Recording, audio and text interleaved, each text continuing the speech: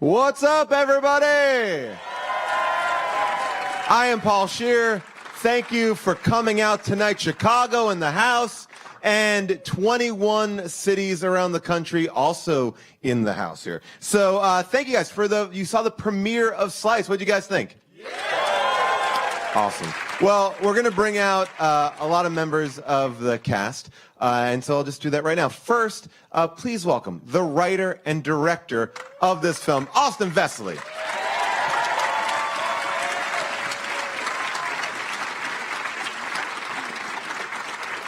She plays Astrid. Please welcome Zazie Beetz. Please welcome Ray Gray. I'll have a seat. We have a very special guest joining us, but he's in another theater waiting until the movie ends before he comes. He will be here. We have plenty of time, but we're just gonna have a little discussion here. So Austin, you just saw your movie. Yeah. For the first time with a giant audience. How are you feeling? It's pretty bizarre. I kind of wish I was in this room with you guys. How did it go in here? Did it feel good? Yeah? Cool. That's exciting. Yeah, it feels good, man. It's pretty surreal. Well, talk to me about the genesis of how this even got going. Like, where did this idea come from? It's not like, oh, it's a romantic comedy. They're going on a destination wedding. This is a very unique idea. Yeah, there was a destination wedding originally in there, but it didn't seem to fit. The ghost can't travel. Yeah, exactly. It was originally like a drunken scribble in a notebook that I sort of evolved into a short film screenplay that I never ended up producing. And then eventually I was sitting on that idea for a long time, and I was like, I really like the world of this, but I wanted to expand it. And I started adding all these supernatural elements, and pretty soon it was just like spun out of control. It became this big, weird thing that you just saw. Well, is this the type of movie that you, as a filmmaker, are kind of drawn to? Like, this is like, I mean, obviously you would go see this, but I mean, when you were setting out to make your first feature, did you know it was going to be something weird like this? Yeah, I think I did. I think I've always been kind of, I mean, when I write stuff, it never ends up being like something that's really like, it fits a formula that you're kind of familiar with. The fun thing for me is to find those formulas that you can recognize and then sort of subvert them in an interesting way. And horror is such a great one to do that with because you can recognize all of these sort of conventions, Well, let's talk a little bit about this cast that you've assembled. You have these two amazing actresses in the film. And talk to me about how you got them involved in the project. Yeah, it was pretty amazing. It was there was a pretty extensive casting process to find out who was going to be these who were going to be these two leads, and I was fortunate enough to see Ray audition. She actually auditioned for Astrid, in fact, and I thought it was a really great read. You beat me out. Yeah. Sorry, guys. Don't fight. Not now. And then Zazie was presented to me through a New York casting agent that A24 kind of hooked us up with, and I knew that she was kind of beginning this journey with Atlanta, and I found everything I could online to see what she had done before. Because season 1 hadn't premiered yet. Right. Season 1 premiered while we were shooting. Yeah. So we were in the middle of nowhere. Yeah. It was like this big moment in her career, and I had her like quarantined in a hotel in Joliet. Joliet is not nowhere. There's 2 Chipotles there. Here's our special guest, Chance the Rapper. Hey. I was trying to see the end. So Did you like it? it was a cool ending, yeah. Was it satisfying? Oh, yeah, it was fun. Did you see the commercial part? Oh, yeah, no, it was great. We did great in the commercial part. Hey, everybody. So we were just talking about how Zazie, like, you got involved. I mean, I imagine at this point in your career, you're looking at a bunch of different projects. What made you? I always find it interesting, like when you take a chance on somebody who's like a first-time director. Like, what made you, take a chance on Austin? I think there were multiple elements to it. I just thought the script was so fun and like funky, and I love things that just commit to what they are. And I also, I don't know, I liked, I like working with people who are also sort of like their first time doing something like this. I feel like There's always a really good, really passionate energy. People want to be there.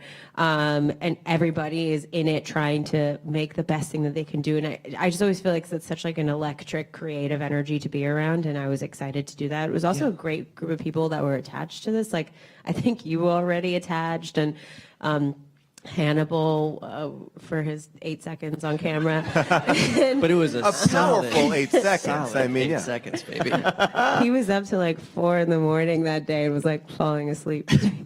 But it was a great day. And But there was that like vibe on set. Yeah. Like we were all making this thing that, you know, I feel like almost being removed from a major city. Yeah. Everyone was so willing to chip in. I remember like one day we were driving to set and there was like a cool car like in someone's driveway, and they just stopped the production van, got out and like knocked on the door and was like, "Can we have your car for our movie?" And they're like, "Yeah." And then it's in the movie. Yeah. We have more cars. Please take them. I'm interested, Paul. What drew you to the piece, actually? You know, to me, I feel like I've always read these things, especially independent film. Like whenever you read it, you're going to be, it's like, oh, it's a bunch of people going to a summer house and they don't like each other, or and there was something about like independent film where it never is something like this, which is so kind of unique and different. And I feel like, you know, it's hard to describe this movie. I tried to describe it to somebody like when I first got it, and they're like, well, wait, what? And what? And I like that element of it. Like, no, this is a world where ghosts exist, but that's not really part of the whole thing. And then there's also a werewolf, but that's also not like the mystery of the murders. That's kind of the real thing. And the witches. Wait, they're witches? Like, you know, like that element. But also, it's the politics. Yeah. But Ray, talk to me about, so you auditioned for Astrid, and now, yeah. And I sent in a tape. I was in LA, and I sent in a tape for Astrid, and I'd read the script, and it was, you know, we all read a lot of scripts, and it was unlike anything I'd ever read. Most of them fit a certain formula. They're a specific genre, and this was totally different. So I sent in a tape for Astrid, and then like 4 months later, I got a call offering me Sadie. It was a Friday. We started shooting on Monday. Wow. It was amazing. I got my colleague. But yeah. I'm glad that we all got our calls right before it started, which is good. I wanted you guys to come in with, you know, that wide-eyed energy. Well, it's so that you funny. don't know what's going to happen. It's funny because I think the day I was leaving to go shoot, you may have been at the MTV Music Awards. I was, yeah. Yeah, with you guys together. Yeah. And so which brings me to this, like the collaboration, like it's interesting. I feel like, you know, Austin directed Chance's videos, and now you get a chance to be in Chance's movie. It's like a really, talk to me about your relationship and how you came together. Yeah, Austin is one of my best friends. Probably in my top, at least my top 7. Yeah. Yeah, Yeah. for sure.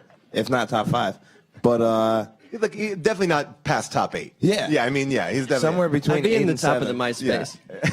But we worked on quite a few videos, on the Juice video, on the Angels video, on stuff going back to 10 Day. But he's always been one of my biggest supporters. A great creative vision and light, and all of my shit that I present out to people. I can say shit because this is a it's a R-rated simulcast. private premiere. You could say fuck. I don't know about that word, but no, but yeah, I as long as I've known Austin, I feel like he's been working on, you know, his craft as an adult. Because when we all met, we were all kids, and we both, I feel like, took our craft seriously and took each other seriously, and it always showed in our projects. And I was just super excited to see this thing happen and be like a thing you can watch. And you were the first person attached, right? I mean, like this was, Yeah, the second after Austin. yeah. yeah, right. Yeah, and that was like an interesting way to like make a movie happen, was to like have a person who has this like draw to them make a piece of concept art and say, hey, check out this movie when you don't have a movie. And then all of a sudden people are like, that sounds good.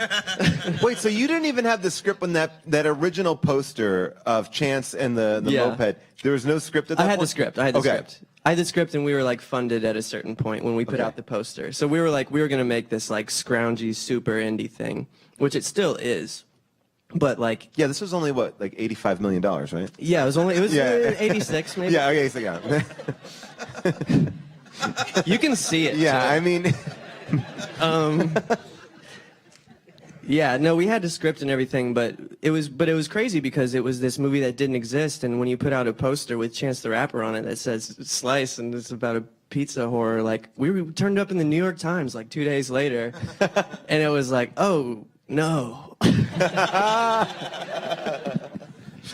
well, talk to me like Chance, like when you're playing this kind of a werewolf, and Yeah. I kind of think of this character like Han Solo in a way. Like he's this rogue who, you don't know what side he's kind of on, and then, comes in at the end and kind of saves the day. Did you have any inspirations, when you were going in preparing for it, like thinking like, I want to do it like this, or were you just more playing it from yourself? Well, I think like it took me a while to read the script, right?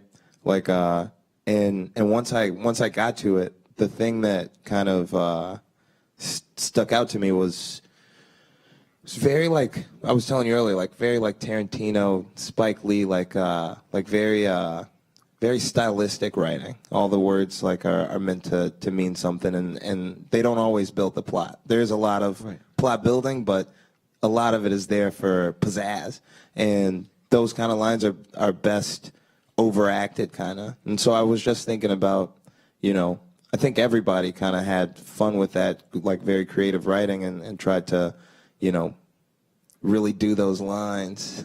Yeah. Yeah, as it they was say like- in the movie world. Yeah, no, it was like it's true though. There's sort of like a bigness or like a theatricality to the piece that's definitely in there. And I think you have all these different levels. And Ray, you have this job in it where like you have to also travel with a lot of plot on you too. Like you're uncovering. I said some words. Yeah. In it. Yeah.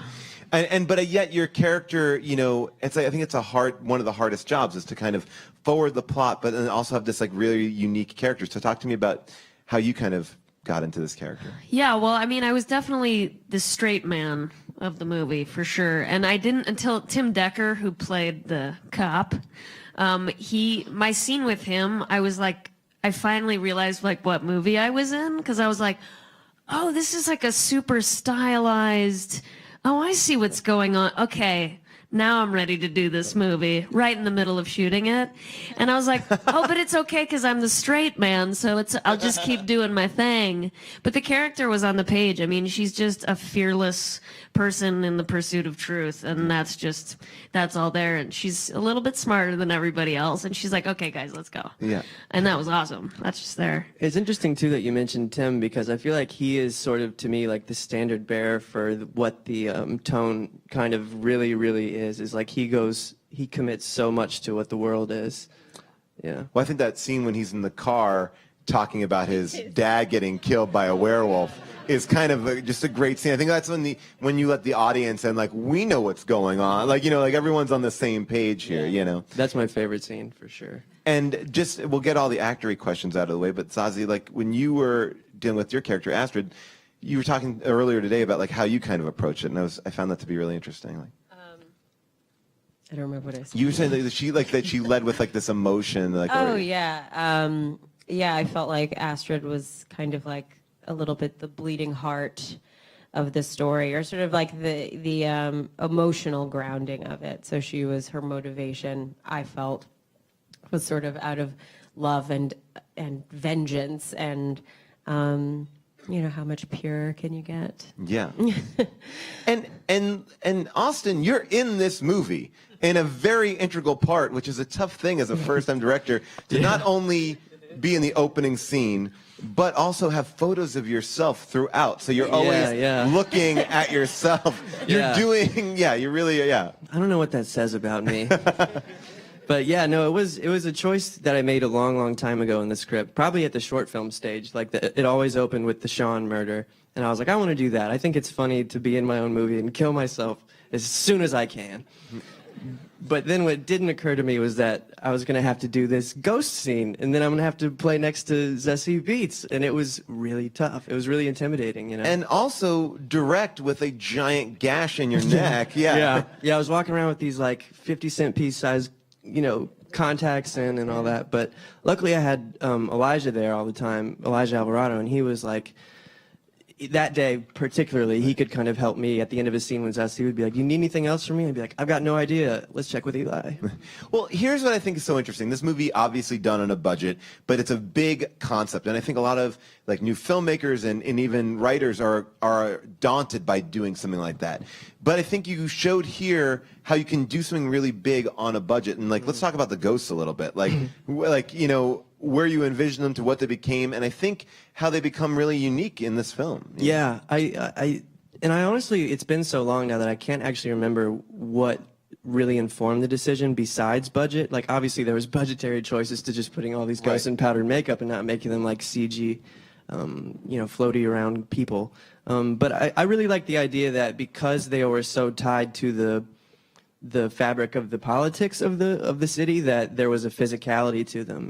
There was like weight to them. So I wasn't really bound by what movies have done with ghosts up to this point. I was like, I'm just going to try something else, and I'm not trying to fool anybody. There's guys in powdered makeup, and that's the ghost. But I feel like it's so stylized and so specific. And Austin Kutcher, the makeup artist, I thought she was so talented. She ended up doing like red carpet stuff for me after. It was like you. Yeah, girl. she was amazing. I mean, when I get burned to a crisp, I mean the way that she did that makeup was so amazing, because she just basically poured like I guess a more theatrical version of candle wax on me. She just poured and my whole body was like just covered in this goop. But it looked, again, I think what was so inspiring about it was everyone was working to like +10 on this movie. They all were trying to make it the best and look amazing. That fight scene in the parking lot, it all builds this thing.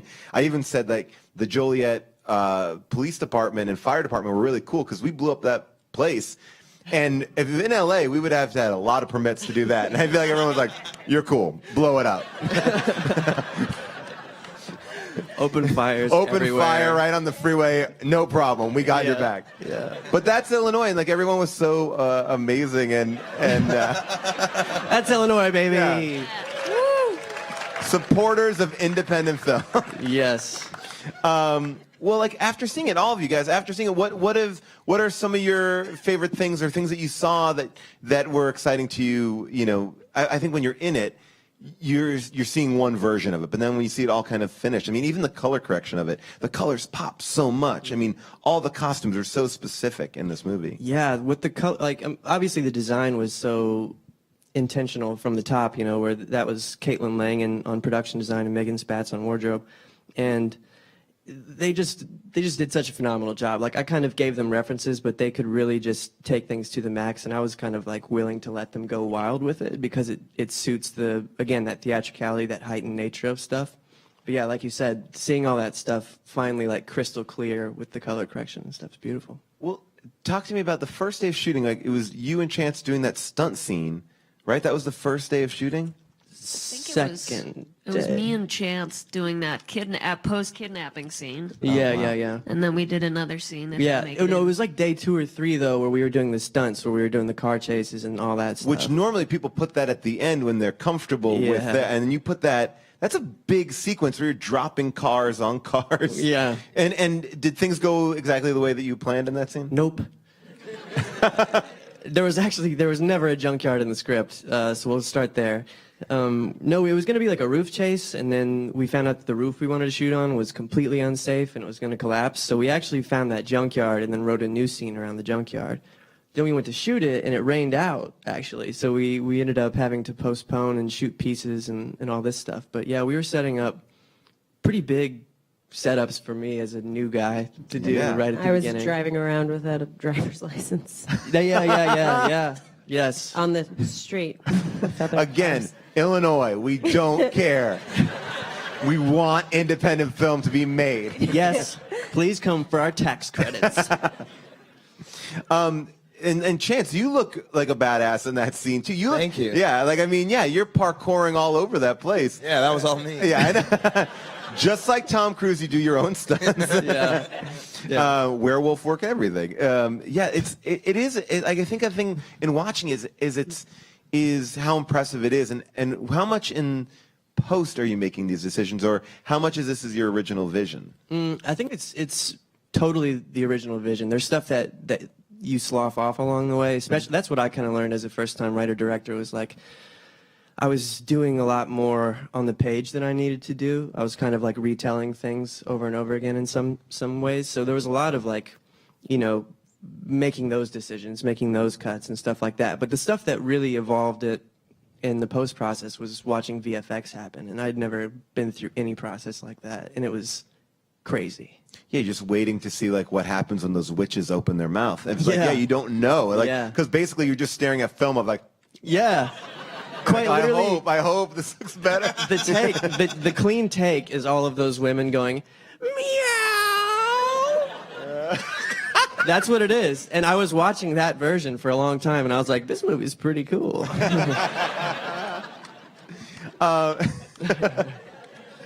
Well, let's talk like, and so, Ray, you were saying that you kind of learned a little bit like who you were through kind of, you know, the process, because you got thrown in, you know, as all of us, like kind of last minute, and you're in there. What do you think your biggest takeaway was on versus this movie versus other things that you worked on? I mean, I think it was the stylization of it. I've just never worked on anything that was stylized. I've worked on lots of procedurals and just like I was on Fear the Walking Dead, which is very cut and dry. It's just very straightforward realism. And this was not that. Obviously, we have werewolves and witches. So that was a big takeaway. And as I was just watching it, you were asking earlier what we enjoyed about watching it. And just like I was telling Austin in the hallway, like I was feeling the Paul Thomas Anderson vibes. I was thinking like there's some Boogie Nights in there. No, it just like it's an what's really cool about it, it's an ensemble piece. You have so many interesting characters that are all so different from each other and working together, and they all come together, and it's like that's really hard to do, is balance so many character arcs. And you did that so well. So yeah. So anyway, I mean that was the coolest thing for me working on this was just the vision. He has such a good vision, and just the cinematography. It's just like beautifully shot. Yeah. That was cool. Go Brandon. Thank you. Yeah, Brandon go Brandon. Riley. Brandon Riley. So Chance, this was like I think maybe like the second or third time you had acted, right? Because you did a short film before this. Yeah, this is my second. Yeah. Thanks, Paul. Did you like the process? Do you want to do more of it?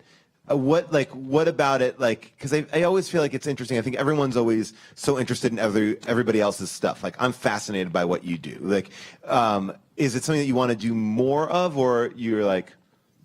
I think I'm the same way because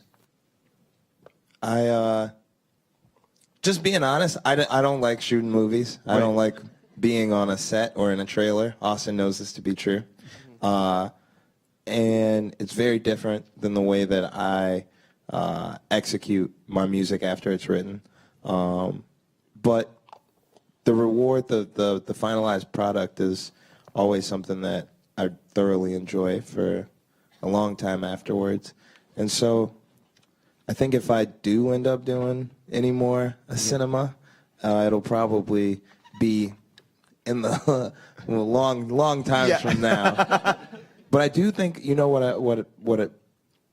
I really enjoy is the creative process, and I love how Austin made this vision, you know, so tangible, and I would love to get into that side at some point. But yeah, definitely not sitting in a fucking trailer. No, I mean that's always the worst thing, and I think it's, you know, I think even on an independent movie, it's the best because it moves quicker, but you're still doing a lot of time in trailers or like on an air mattress, like sitting in a bed. We get paid to wait, basically. It's a lot of waiting.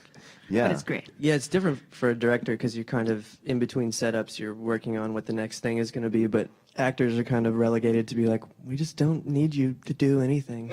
Yeah, right now. You just have to be on ice. And so, like, talk to me, Zazie, when you were doing this, now you, like, Atlanta premiered while we were shooting, and now you were in Deadpool 2, you're on this, like, what kind of takeaway did you come in? I mean, obviously, you've been working for a long time, but, like, was there something special about this experience that kind of, you know, just pops out to you?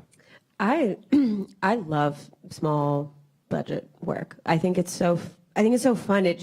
I always think of like, it makes me feel like I'm like in college making videos and things with my friends. Not that it was at that caliber.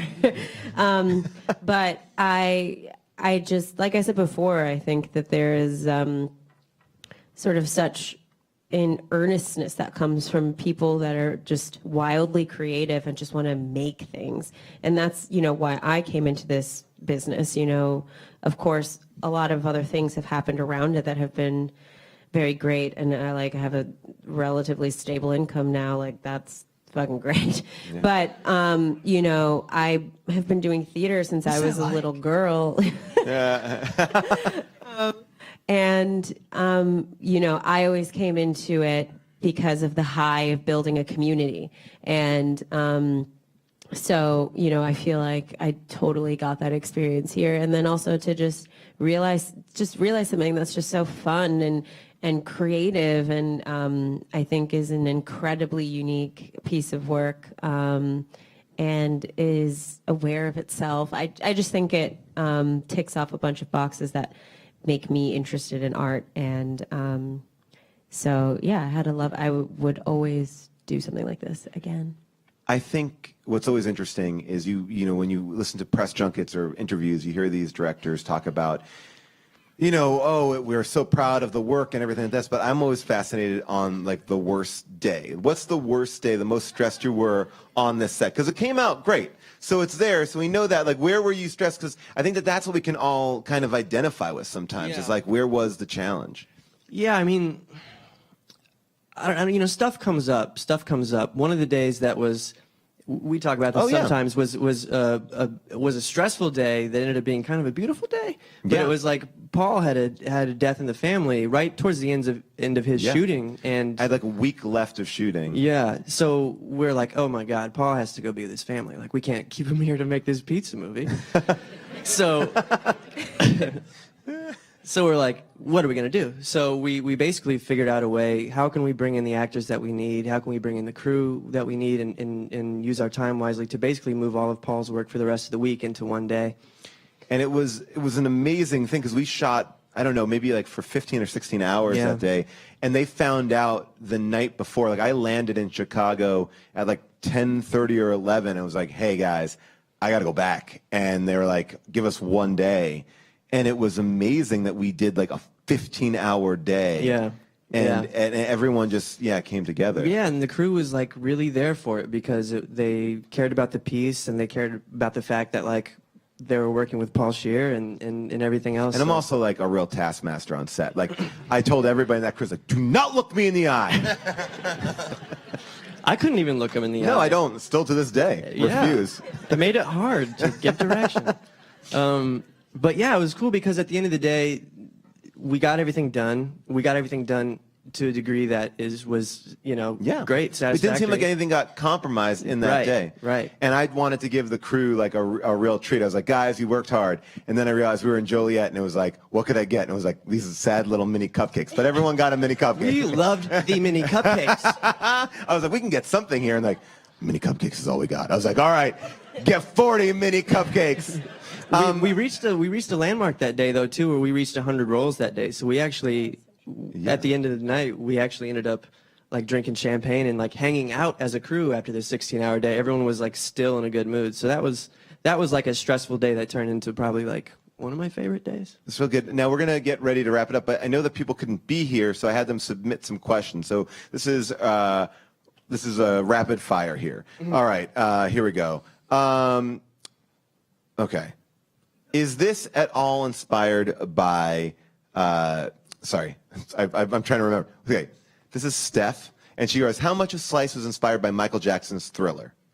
Ooh, Michael Jackson's Thriller was a huge influence on me as a kid. I had it on VHS, and I would watch it all the time. So I have to think about the fact that, I mean, that's definitely in there. And I was thinking about putting Chance in it. I was like, oh, cool, I get to put this incredible musician, pop star, actor into a... Am I Michael Jackson to you? Yes. Wow. You're Michael Jackson to me. I made this movie to tell you that. I love it. So yeah, it's in there. It's in there for sure. All right, and I have two quick questions here, and then we'll get going. We want to talk about the soundtrack. The soundtrack. Talk to me about the soundtrack. Oh yeah, it's amazing. It's done. I'm going to mispronounce his name, so I'm going to let Ludwig Göransson and Nathan Matthew David were these two guys who did it. And at the time he was working on it, he was working on Black Panther as well. And if you've heard that score, holy shit! Yeah, it's amazing. So yeah, it was pretty nuts to like go to his studio and have Slice up in one room and then Black Panther up in another room. So yeah, it's crazy. Now, a lot of people ask, why is this movie being released one night only? Am I not going to be able to see it if I don't come here tonight? Well, I'm here to tell you all that as of midnight tonight, you'll be able to watch this movie on iTunes. You can rent and you can buy it on iTunes and anywhere else where you could get your streaming videos. So there you go. Tell your friends to go out and check out Slice. Yeah. It's going to have a bunch of DVD extras. This might be one of them. So hi. But give it up to this amazing cast, this amazing director. Thank you all for coming in all the 21 cities, for selling out these arenas. You guys make this all worthwhile. Thank you very much. Good night. Guys.